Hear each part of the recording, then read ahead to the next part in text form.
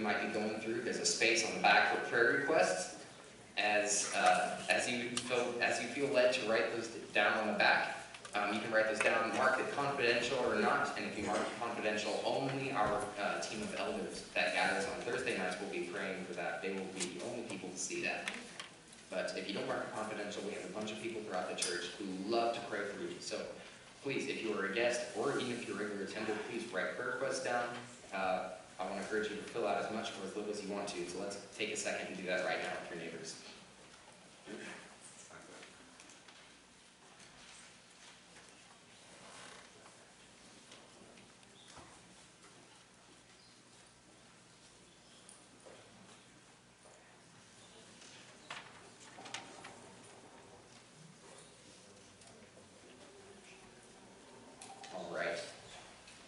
Go ahead and you can fold that in half, whichever way is fine. Just go ahead and stick that in the offering tray when it's passed later in the service. Before I start the sermon today, I'd like to just take a second and pray. Just to pray for us as a congregation and that God can speak through. God, thank you for this time that we have to be gathered before you. I pray that you speak through me and speak the words that you want me to say. I pray that we would all be willing to open the Bible and dive deep into it to see what you want us to see and to learn what you want us to learn. Thank you for your Son, and thank you that we have the opportunity to do this together. It's in Jesus' name we pray. Amen. Okay, to start off the sermon today, I want to share with you guys a short story about myself and my wife Nicole. We're recent graduates of Boise Bible College. We just graduated this last May, and we have spent 4 years earning bachelor's degrees. And it has been probably the most intense 4 years of my life, but totally worth it. It has been worth every second of those 4 years to jump into the scripture and find out what God has to say, find out what God's will is, and to seek his calling and his leading in my own life. But in January of 2017, this was the beginning of the spring semester of our sophomore year, Nicole and I were involved in a car accident. And I'll admit this was my fault. It was my fault. I ran the red light, and the car was totaled, it's a short story. And it was a very traumatic experience for me and for her, but more for me because I was the one driving the car. And for any of you who have been in a similar situation, it's kind of hard to rebound from that. It's hard to come back from that and start driving again. And I don't think I started driving again for another 4 to 6 weeks or so. It took me quite a while just to be able to get back behind the wheel and take myself out of that moment that had happened previously and back to the present. It took me a while, but what I learned later on was I was trying to overcome that by my own strength. Looking back on it, that makes perfect sense. I didn't think about it that way at the time, but I was trying to overcome that trauma by my own strength. I was trying to overcome it and go to healing with it. But God is the only person who can bring healing into that kind of situation. And maybe I wasn't letting him do his part. Maybe I wasn't trying to ask him for guidance, ask him for healing. I was relying on myself. And so that is a product of my sin. That is a product of my sin where I just disobey God, and that sin has deeply affected me, such to the point where I don't go to him for anything and everything like I should.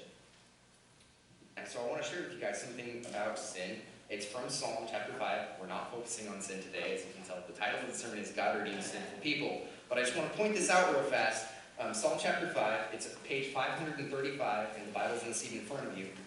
I want to point this out, that the Bible says something very, very clear about sin. There is a black and white line drawn between God and sin. And this is what the psalmist says concerning sin and God. Starting in verse 4, "For you are not a God who is pleased with wickedness. With you, evil people are not welcome. The arrogant cannot stand in your presence. You hate all who do wrong. You destroy those who tell lies. The bloodthirsty and deceitful you, Lord, detest." Pretty strong language, but it makes it very clear that God cannot have anything to do with sin. If I'm living my life, and I'm trying to live my life for God, but I'm trying to also mix sin in with it, it just doesn't work. Because God and sin don't mix. There's a line, very clear line that is drawn. God cannot have fellowship with sin. Sin cannot have fellowship with God. But we can't follow his will perfectly. We sin along the way. No matter what it is we do, as humans, our natural inclination is to sin against God to disobey his calling, to disobey his will. But there is encouragement despite this fact. We're going to look at 3 stories today from various parts of the Bible, and each story is going to be an element of a sinful man or woman or action that God has redeemed and uses anyway for his purpose. And so that's where I think we can find encouragement in the fact that God does indeed redeem sinful people. And so the first example that I wanted to bring up with you guys this morning is Moses from the book of Exodus. We're going to start in chapter 4, verse 10, and page 59 in the Bible in the seat in front of you. What I want to point out before I read the scripture is Moses was born in Egypt. As an Israelite, but he was born in Egypt, and this was during the time of 400 years or so of Israelite slavery in Egypt. And what that means is the Israelites could rule themselves, and the ruler of Egypt at the time when Moses was born had decided that all baby boys needed to be killed. Israel was growing. Despite being in slavery, Israel was still growing as a nation, and the Egyptians were becoming afraid that the Israelites would grow to be larger than they and overpower the Egyptians as a whole. So Pharaoh decided to kill all the baby boys. And Moses was born into that. Being a baby boy, his mother hid him from the Egyptians so that he would not die. And when she hid him in a boat, sent him down the river, and Pharaoh's daughter picked him up and claimed him as her own. She raised Moses at an Egyptian royal court as Egyptian royalty. This means he probably had a really good education. He probably was well-learned, well-spoken, and he just had it really well. He was a rather privileged child. And it wasn't long before he realized that he felt loyalty to his Israelite brothers. He knew he was an Israelite, not an Egyptian, even though he was being raised as an Egyptian. So when he saw an Israelite being mistreated, he killed the Egyptian that was doing the mistreating.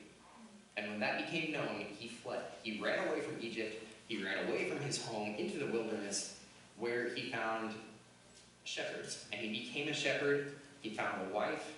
He had a child. Things were going pretty well for Moses out in the wilderness, away from all the troubles of the Israelites. Things were going pretty well for him. Until God shows up and says, hey, I want you to go back to Egypt and tell Pharaoh to let the Israelites go. And that is not what Moses wants to do at all. And so I want to share this story with you from Exodus chapter 4, starting in verse 10. And Moses says this, Moses said to the Lord, pardon your servant, Lord. I have never been eloquent, neither in the past, nor since you have spoken to your servant. I am slow of speech and tongue. The Lord said to him, who gave human beings their mouths? Who makes them deaf or mute? Who gives them sight or makes them blind? Is it not I, the Lord? Now go, I will help you speak and will teach you what to say. But Moses said, pardon your servant, Lord. Please send someone else. Then the Lord's anger burned against Moses, and he said, what about your brother, Aaron the Levite? I know he can speak well. He is already on his way to meet you, and he will be glad to see you. You shall speak to him and put words in his mouth. I will help both of you speak and will teach you what to do. He will speak to the people for you, and it will be as if he were your mouth and as if you were God to him. Moses just doesn't want to go, and he says that. He says, God, pardon your servant. Send someone else, not me. Just don't send me. I don't care who it is. Just don't send me. And so God says, no, you're going, and I'm going to send Aaron with you to be your spokesperson. But what's interesting as you read this passage, as you read the story that's coming ahead of it, as they go back to Egypt, it's Moses, not Aaron, that speaks to Pharaoh. Aaron, even though God said, let him be your spokesperson, you can put words in his mouth, you don't have to do any of the talking. It's Moses that does the talking and says, Pharaoh, let God's people go. And that's really interesting to me because it shows a flip of dedication from, God, I really don't want to go, don't make me go, to, yes, Lord, I'm going to do as you have commanded me. And it may not be quite that clean and simple, but that dedication flips all of a sudden. He just didn't want to go, and then he did. And he became one of Israel's most influential leaders of all time, really.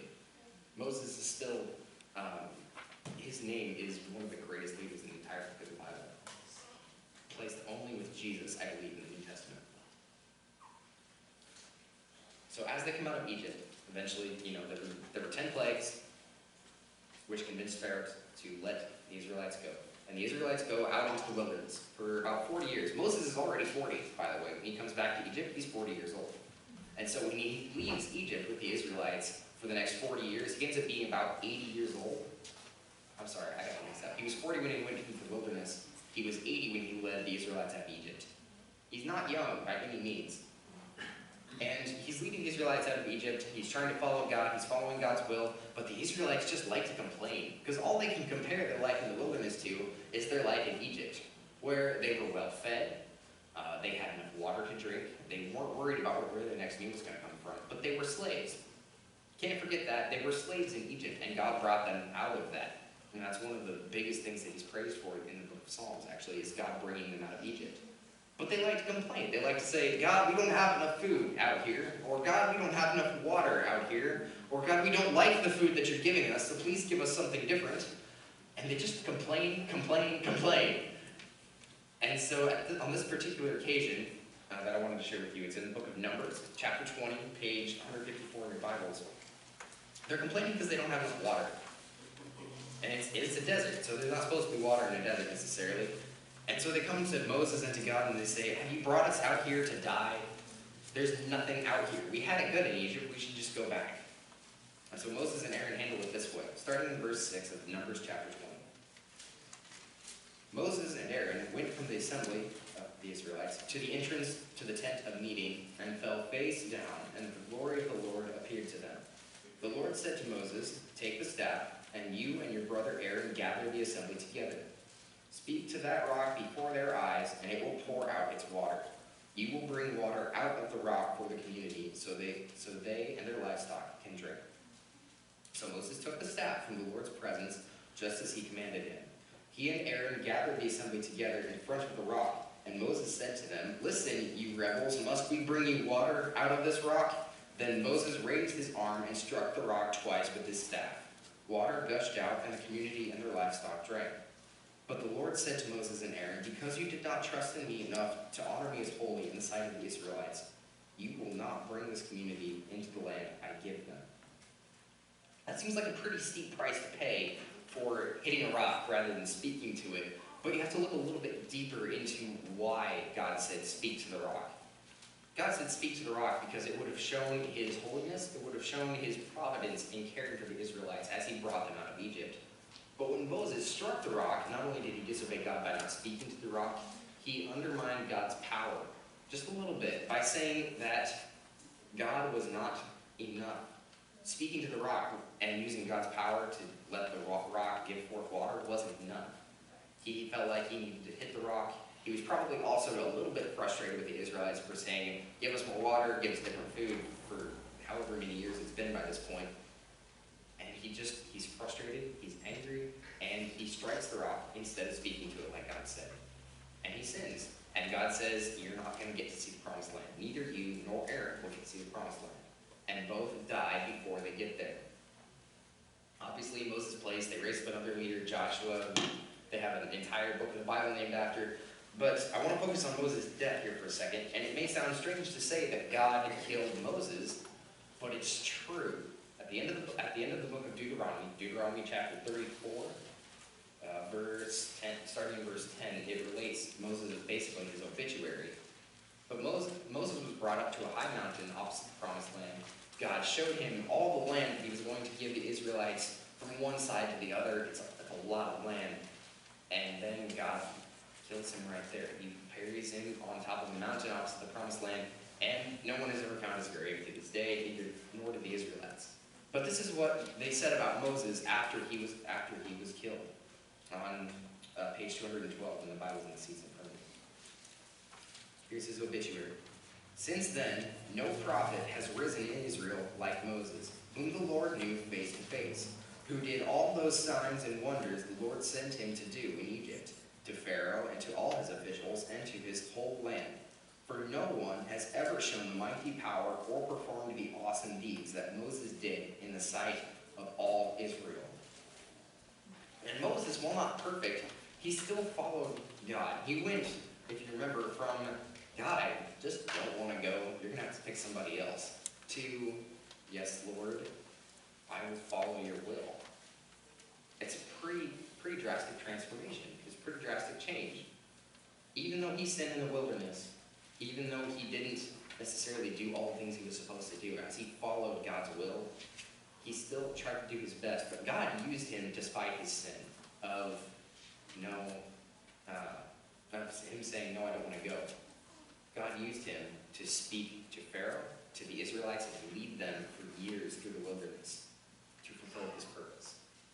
That's pretty encouraging to me, at the very least, to see that God will use me. The second example I wanted to bring up with you this morning is the story of Samson. And his entire story can be found in the book of Judges, chapter 13 through 16. That's a lot to read and way too much to cover in one sitting today, so we're not going to. I just want to pick a few highlights out of his story. We're going to start in Judges chapter 13, verse 1. Before I start reading the passage of his story, I want to share with you the background of the book of Judges, and especially of Samson's life. The book of Judges is marked by cycles. At least the first half of the book is marked by cycles of the Israelites living a good life dedicated to God, to the Israelites falling away.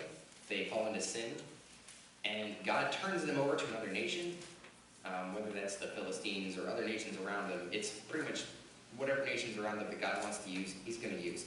So he turns them over to this other nation who rules over them for a certain amount of time. The Israelites cry out to God and say, God, please help us. We need you. We realize what we've done. Bring us back. Bring us back out of this nation's rule. And God redeeming them, and the Israelites living a good life while they worship the Lord again. And then it starts all over. They go over and over and over. That happens 12 times throughout the entire book of Judges, the first half. And the judges, as the book is named, were men and women who were raised up by God to deliver the Israelites from these nations. So that's why the book is called Judges. And it is a little graphic at points, but God's will is being fulfilled through these men and one woman. And so that's the basic background of the book of Judges as we start reading about Samson, who was the last and who was the final judge of Israel. So we're going to start in Judges 13, starting in verse 1. Again, the Israelites did evil in the eyes of the Lord, so the Lord delivered them into the hands of the Philistines for 40 years. A certain man of Zorah, named Manoah, from the clan of the Danites, had a wife who was childless, unable to give birth. The angel of the Lord appeared to her and said, You are barren and childless, but you are going to become pregnant and give birth to a son. Now see to it that you drink no wine or other fermented drink, and that you do not eat anything unclean. You will become pregnant and have a son whose head is never to be touched by a razor, because the boy is to be a Nazarite, dedicated to God from the womb. He will take the lead in delivering Israel from the hands of the Philistines. Just couple more pieces of background, actually, before we move on. The Philistines were a pagan nation who lived right on the border of Israel. They were very close. They had been a thorn in the side of Israel for many, many years, ever since they first got to the Promised Land, and they will continue to be a thorn in Israel's side throughout even King David's reign, which is still several hundred years away. They're not Israelites, which isn't necessarily a bad thing, but they worship pagan gods. They don't worship the one true God like Israel has been called to do. They have a different name for a carven image. I think it's Dagon or something similar to that. They don't worship the one true God. And for that, God has put the Israelites in their hands to teach them a lesson, to say, hey, remember, this is what you're supposed to be doing, and to correct them and bring them back. And so God will raise up Samson, as we will see, to deliver them from their hand. The other thing I want to point out is that Samson is to be a Nazarite from the womb. And a Nazarite is supposed to show greater dedication to God in 3 specific ways. First is they can't have their hair cut, ever. They can't touch dead bodies. They can't have anything to do with dead bodies. And they can't have grapes in any form. That means grape juice, wine, grapes in general. They just can't have anything to do with those 3 things. That's it. Those are the only 3 requirements. But those observances would show that they were dedicated to the Lord, more so than the other Israelites around them, who were also supposed to be dedicated to the Lord, but the Nazarites were more obvious. So that's just a little bit more background as we get into Samson's story. As we read his story, we find out that Samson is really, really strong. He's probably the strongest character of the entire Old Testament. I don't know if it was what he had for breakfast or anything like that. But it says the Spirit of the Lord came upon him. Every time he exerts his great strength, the Spirit of the Lord came upon him to give him that strength. And there's only one caveat to him having the strength.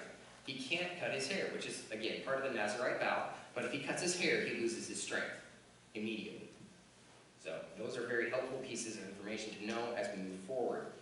And we're going to jump to Judges chapter 14, verse 1 on the next page in your Bibles. And Samson is a grown man by this point, and the Lord is trying to raise him up against the Philistines. And this is what Judges 14 says. Samson went down to Timnah, which is a Philistine city, and saw there a young Philistine woman. When he returned, he said to his father and mother, "I have seen a Philistine woman in Timnah. Now get her for me as my wife." His father and mother replied, "Isn't there an acceptable woman among your relatives or among all our people? Must you go to the uncircumcised Philistines to get a wife?" But Samson said to his father, "Get her for me. She's the right one for me." His parents did not know that this was from the Lord, who was seeking an occasion to confront the Philistines, for at that time they were ruling over Israel. Samson went down to Timnah together with his father and mother. As they approached the vineyards of Timnah, suddenly a young lion came roaring toward him. The Spirit of the Lord came powerfully upon him, so that he tore the lion apart with his bare hands, as he might have torn a young goat. But he told neither his father nor his mother what he had done. Then he went down and talked with the woman, and he liked her. Some time later, when he went back to marry her, he turned aside to look at the lion's carcass, and in it he saw a swarm of bees and some honey. He scooped out the honey with his hands and ate as he went along. But when he rejoined his parents, he gave them some, and they too ate it, but he did not tell them that he had taken the honey from the lion's carcass. Okay, there's a few problems here with Samson and his Nazirite vow, also with his actions. Firstly, he wants a wife from the Philistines, which, again, they're pagans. God has said, don't marry them because they're going to turn your hearts away from me. That's pretty blatant disobedience right there. And his parents try and say, no, don't go to the Philistines. Go to your own people. And he says, no, I want this one. So he's being very, very rebellious in that sense. He also kills a lion. Again, not supposed to touch dead bodies. Not supposed to have anything to do with dead bodies of any sort. But he kills a lion, which technically I suppose it was self-defense. But he's not supposed to touch dead bodies. And then he goes back later and scoops honey out of a dead lion. I don't know how good that would be, but apparently he thought it was pretty tasty. So we'll just let him make those decisions for his own. But he's breaking a bunch of his Nazirite dedication. He's breaking a bunch of those vows and a bunch of those regulations that he was supposed to keep in order to show that he was dedicated to God. But God is using him, even though he doesn't necessarily see it. He's using the instance of Samson seeking a Philistine wife to turn Samson against the Philistines. Samson, remember, is supposed to be the leader who will bring them out of Philistine rule. And so the Lord is moving those pieces into place for that to happen. As the story goes on, and Samson is at the wedding with his wife and with a bunch of her friends, he makes friends with 30 other Philistines, give or take, and he asks them a riddle. If they cannot explain the riddle to him, they have to pay him 30 sets of clothes. If they explain the riddle, he has to pay them 30 sets of clothes. And so they puzzle over it for a week. They don't really want to be out a set of clothes apiece, but that's the price they have to pay if they can't get it right. And so they puzzle over this for a week, and they finally go to his wife. Surely she must know the answer. So they go to his wife, they ask his wife, and she says, she gives him the answer. They go back to Samson, and he says, there's no way you would have known that unless you asked my wife. And so by this, he's pretty upset with this. Enraged, he goes and attacks the Philistines, 30 other Philistines, kills them, and brings their clothes to the Philistines as payment. Which, I suppose that was the agreed payment. They didn't actually specify where. But again, God is using Samson to stir up the Israelites against the Philistines. He's using Samson in that way to fulfill his will. After that, Samson just leaves the country. Samson goes back to his home. He leaves his wife in her country with her parents and just walks away. And that's where our story picks up in Judges 15, on page 254 in your Bibles. And it's telling the story of Samson, who decides, you know what, I'm going to go back and claim my wife for my own. But what he doesn't know is that her father gave her away to the best man at the wedding. So that's not going to go well over with Samson. And this is that story in Judges 15:1. Later on, at the time of wheat harvest, Samson took a young goat and went to visit his wife. He said, I'm going to my wife's room, but her father would not let him go in. I was so sure you hated her, he said, that I gave her to your companion. Isn't her younger sister more attractive? Take her instead. Samson said to them, this time I have a right to get even with the Philistines. I will really harm them. So he went out and caught 300 foxes and tied them tail to tail in pairs. He then fastened a torch to every pair of tails, lit the torches, and let the foxes loose in the standing grain of the Philistines. He burned up the shocks and standing grain, together with the vineyards and olive groves. When the Philistines asked, who did this? They were told, Samson, the Timnite's son-in-law, because his wife was given to his companion. So the Philistines went up and burned her and her father to death. Samson said to them, since you've acted like this, I swear that I won't stop until I get my revenge on you. He attacked them viciously and slaughtered many of them. Then he went down and stayed in the cave in the rock of Etam. Samson's out for revenge at this point. They have killed his wife, or ex-wife, I suppose. They've killed his in-laws, and it's not a good situation for him. He wants revenge for what they have done wrong to him as he sees it. God is still using his desire for revenge. He's still using this situation to stir Samson against the Philistines, to free the Israelites once more. He's not making a very good impression as their leader. He's been a leader for, I don't know how long exactly. He was a leader 20 years overall, so this is probably about 10 or so into it. He's not making a very good impression as a leader. And as the story continues, he continues to not make a very good impression as a leader. Women seem to be his downfall. He chases a couple more Philistine prostitutes. And one of them, the second one, goes by the name of Delilah. And Delilah, unbeknownst to Samson, has made a bargain with the Philistine leaders to find out what the secret of his strength is so that she can take it away and turn him over to them for money. He's going to sell her out, or she is going to sell him out for money. And so she asks him and asks him and asks him and asks him over and over and over until finally he just gets tired of her asking. And he breaks down and gives her the answer as to why his strength is so great. If you cut my hair, he doesn't even say, the Spirit of the Lord comes upon me. He says, if you cut my hair, I will be as weak as any man. So she calls him in, she cuts his hair, and then she turns him over. And that's, again, where our story picks up. In chapter 16, verse 21, it's not a good situation. Samson's sin is finally cut up to him, and he's been taken into captivity by the Philistines. Judges 16:21 says this, Then the Philistines seized him, gouged out his eyes, and took him down to Gaza, which is another Philistine city. Binding him with bronze shackles, they set him to grinding grain in the prison. But the hair on his head began to grow again after it had been shaved. Now the rulers of the Philistines assembled to offer a great sacrifice to Dagon their god and to celebrate, saying, Our God has delivered Samson, our enemy, into our hands. When the people saw him, they praised their God, saying, Our God has delivered our enemy into our hands, the one who laid waste our land and multiplied our slain. While they were in high spirits, they shouted, Bring out Samson to entertain us. So they called Samson out of the prison, and he performed for them. When they stood him among the pillars, Samson said to the servant who held his hand, Put me where I can feel the pillars that support the temple, so that I may lean against them. Now the temple was crowded with men and women. All the rulers of the Philistines were there, and on the roof were about 3,000 men and women watching Samson perform. Then Samson prayed to the Lord, Sovereign Lord, remember me. Please, God, strengthen me just once more, and let me with one blow get revenge on the Philistines for my 2 eyes. Then Samson reached toward the 2 central pillars on which the temple stood, bracing himself against them, his right hand on the one and his left hand on the other. Samson said, Let me die with the Philistines. Then he pushed with all his might, and down came the temple on the rulers and all the people in it. Thus he killed many more when he died than when he lived. Then his brothers and his father's whole family went down to get him. They brought him back and buried him between Zorah and Eshtaol in the tomb of Manoah his father. He had led Israel 20 years. Samson's revenge and ultimately his sin just caught up with him, and it put him in a really bad situation. And it wasn't until things were that desperate that he asked God for strength. But he didn't ask God for strength for God's purpose. He asked God for strength so he could have revenge.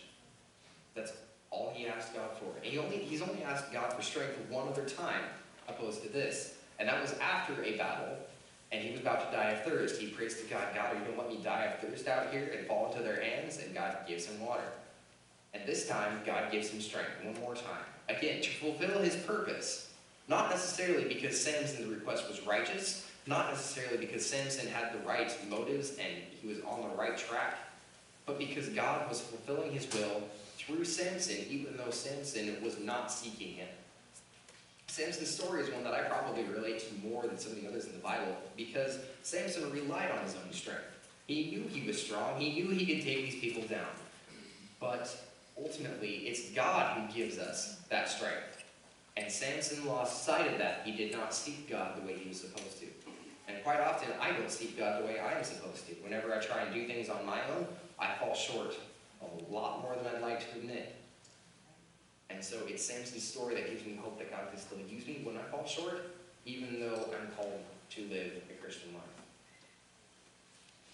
The last example that I wanted to share with you guys this morning is the story of Saul, who later became Paul, from the New Testament. Lloyd has already told this story a little bit, starting in Acts 8, 9, and 10. So I'm not going to revisit that. We're going to go to Acts chapter 22 and hear this story from Paul's perspective. He is on trial in Jerusalem for preaching Christianity. The people are ready to kill him for preaching Christianity, and the Romans, the government at the time, has gotten involved, and it's kind of a mess, but his testimony remains the same. And so here is his testimony, Acts chapter 22, page 1117 in your Bible. We're going to start at verse 3. In his words, I am a Jew, born in Tarsus of Cilicia, but brought up in this city.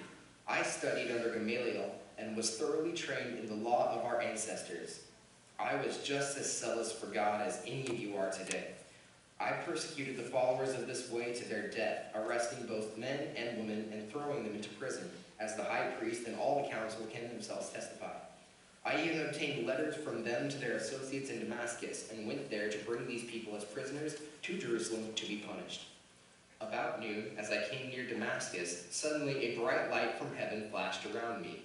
I fell to the ground and heard a voice say to me, Saul, Saul, why do you persecute me? Who are you, Lord? I asked. I am Jesus of Nazareth, whom you are persecuting, he said.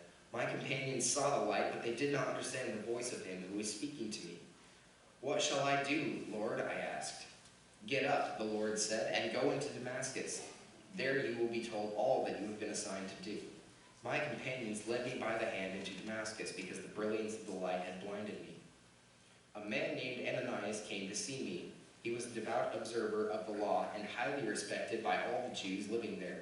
He stood beside me and said, Brother Saul, receive your sight. And at that very moment I was able to see him. Then he said, the God of our ancestors has chosen you to know his will and to see the righteous one. And to hear words from his mouth. You will be his witness to all people of what you have seen and heard. And now what are you waiting for? Get up, be baptized, and wash your sins away, calling on his name. When I returned to Jerusalem and was praying at the temple, I fell into a trance and saw the Lord speaking to me. Quick, he said, leave Jerusalem immediately, because the people here will not accept your testimony about me. Lord, I replied, these people know that I went from one synagogue to another to imprison and beat those who believe in you. And when the blood of your martyr Stephen was shed, I stood there giving my approval and guarding the clothes of those who were killing him. Then the Lord said to me, go, I will send you far away to the Gentiles.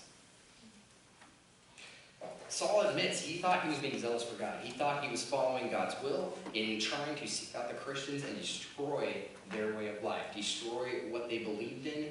He thought it was wrong. But in reality, it's not. That's what we practice here today. That's the same faith we have. And so when Jesus appeared to him on that road and said, Saul, what are you doing? Turn yourself around. This isn't the plan I have for you. Saul listened. And he goes out, after he leaves Jerusalem, he goes out and he preaches. He is one of the most prolific preachers and church planters of his time. He is later known by Paul, which I think is the Greek version of his name. He goes out, he baptizes people, he preaches, he raises up other leaders in the church. He plants churches from Jerusalem and Israel all the way out to Spain. He's one of the biggest and most prominent church leaders of that time. All that from a guy who was bent on destroying Christians. Because he once was bent on destroying Christians, and now he's going to stop at nothing to be a Christian. That's quite the transformation from a man who thought he was doing the right thing. God used him to grow the church and transformed him out of that sin. Even before he did, when he stood looking on Stephen by his own admission, I stood there looking at Stephen while they killed him, while they killed your martyr, and I approved of it. That was his own admission. And while he stood there, this martyrdom of Stephen, the killing of Stephen, was what sparked the church to spread beyond Jerusalem. Without the death of Stephen, the church would not have scattered the way it did. That was part of Jesus' call to his disciples as the Great Commission. Go into all the world and preach the gospel. Not just go to Jerusalem and go to your neighbors. It was go to all the world. And the scattering of the church at Stephen's stoning is what enabled the church to go. And wherever the Christians went, the gospel also went. God used Saul to fulfill his will. And later God used Paul to fulfill his will. In two different ways. I want to share a little bit from one of Paul's letters as part of the application for this, to draw out some more of those points. Paul's writing to Christians in a town named Colossae, and it's the letter to the Colossians in your Bible. And the Colossians are well known for their love for each other. They would go to pretty much every extreme to show and demonstrate the love that they have for each other, which is very commendable, and Paul writes to commend them of that. And in writing this, he shares more things, more principles that I believe are foundations that we have to live by as Christians. So I'm going to share with you from Colossians chapter 1, starting in verse 9, and it's page 1182 in your Bibles in front of you. And in verse 9, he says this: "For this reason, since the day we heard about you, we have not stopped praying for you because of their love for each other. We continually ask God to fill you with the knowledge of his will through all the wisdom and understanding that the Spirit gives, so that you may live a life worthy of the Lord and please him in every way, bearing fruit in every good work, growing in the knowledge of God, being strengthened with all power according to his glorious might, so that you may have great endurance and patience, and giving joyful thanks to the Father who has qualified you to share in the inheritance of his holy people in the kingdom of light. For he has rescued us from the dominion of darkness and brought us into the kingdom of the Son he loves, in whom we have redemption, the forgiveness of sins." See, we can choose to say, I'm just going to sit over here on the sidelines because God has said that he's going to come and use me wherever I am. Which is true. God can use you wherever you are. But I don't believe as Christians we are called to sit on the sidelines and do nothing. I believe as Christians we are called to something greater than that. We are called to step up and seek God's will actively. We are called to live a life worthy of the Lord. There's one translation that says, live a life worthy of the Master. Live a life worthy of the Lord. That is a really, really high standard to live up to. And we can't meet that standard every time. But we can take comfort in the fact that God uses our sin anyway, and God redeems sinful people to do his will. We might be sinful like Moses, and we don't want to let God use us. We don't want to say, God, I'm going to go because he told me to go. We might be sinful like Moses, and we may not know that God is using what we do. We may not know that God's will is still being fulfilled despite our not wanting to care. Or we might be sinful like Saul, and we are transformed, or have been transformed, or will be transformed to do God's will. But God's going to use you anyway, and he redeems you from a life of sin to live a life that lives to his standard. He redeems you from that kingdom of darkness and brings you into the kingdom of light. And that's something that we have to live up to. That's something that we can't just sit on the sidelines and not do anything about.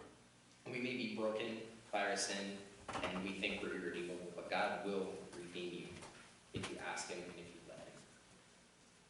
It is my prayer that we all seek his will genuinely and live for him today. As I pray, I'm going to ask Michael Warrior to come up, and also the men who are serving to come up as well. So let's pray. Father, thank you for your son, Jesus.